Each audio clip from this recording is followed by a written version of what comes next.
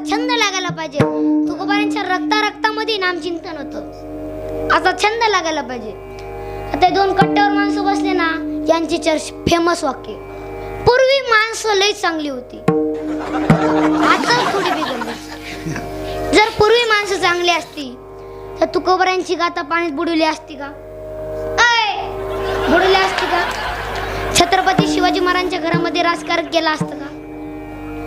ज्ञानेश्वर महाराजांच्या अंगावरती शेण टाकलं असतं का? माणसं चांगली होतीच कवा? माणसं चांगली होतीच कवा? तीच माणसं आहेत, फक्त अण्णा बदलून जन्माला आले. यांचं काय नाही. ज्ञानोबारांना कमी त्रास झाला का? पैठण मध्ये तेवढा वेडा ज्ञानोबराय, तुम्ही बोलवा रेडा.